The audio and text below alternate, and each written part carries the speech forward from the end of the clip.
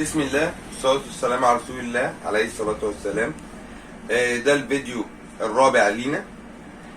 عايزين نتكلم عن موضوع كحة عند الأطفال.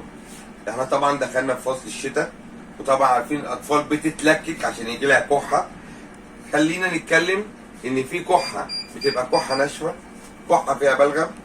فاحنا بإذنك يا رب هنديك وصفة للكحة عموما وتسلك صدر الطفل. اول حاجه هنتكلم عليها في موضوع الكحه دوت، في 6 حاجات بيتعملوا اساسيين، وفي حاجه 7 بتدهن. نتكلم في ال6 حاجات اللي هم اساسيين، اللي هي الحاجه اللي هي هتتغلي وتتشرب او هتتعمل كمشروب.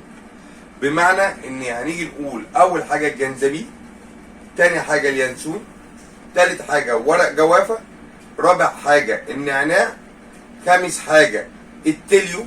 لما نيجي نتكلم ان احنا لما هنيجي نحط الكميات بتاعت الجنزبيل مع اليانسون مع ورق الجوافة مع التليو مع النعناع، دول هيبقوا مقادير هيدخلوا لوحديهم.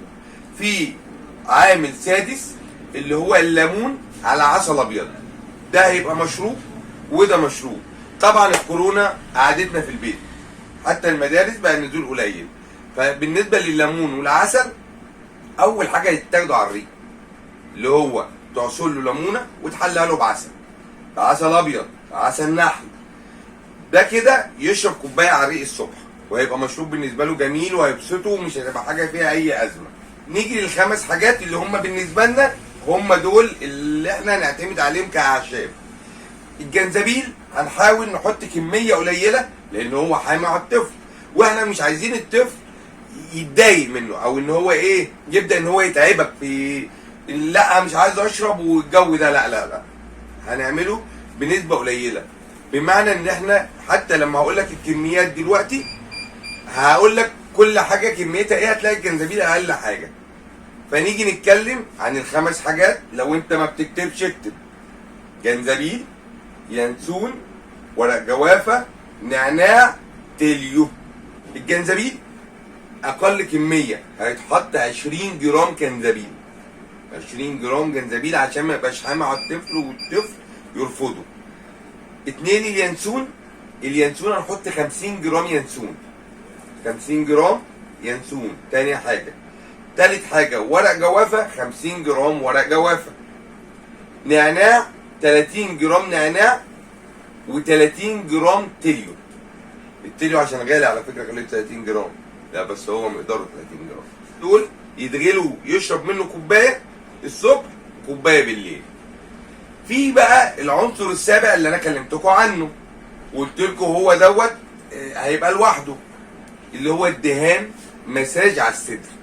دهان زيت الزيتون. دهان زيت الزيتون يتعمل مساج على صدر الطفل كل يوم مره واحده. كل يوم تدهن له، تعمل له مساج كده 2 3 على صدره بزيت الزيتون. وهي دي الوصفه اللي احسن حاجه لعلاج الكحه عند الاطفال. وربنا يبعد الشر ويشفي كل اطفالنا جميعا ويكفينا شر المرض يا رب. لان انا عارف ان اكتر حاجه ممكن تتعبك هو ان يبقى ابنك تعبان او ابنك في حاجه انت ممكن تستحمل، بس انت ان ابنك يبقى تعبان ولا في حاجه انا عارف قد ايه هي مؤلمه بالنسبه لك. هنرجع تاني ونتكلم ان شاء الله في الفيديو الجاي على تركيبه جديده وحاجه جديده. اوعى تنسى جد قال لي ايه؟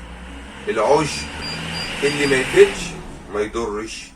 لو عجبك الفيديو، ما عجبك طبعا اصلا، لو عجبك الفيديو دوس لايك، اعمل اشتراك في القناه. اشوفكم الحلقه الجايه. السلام عليكم.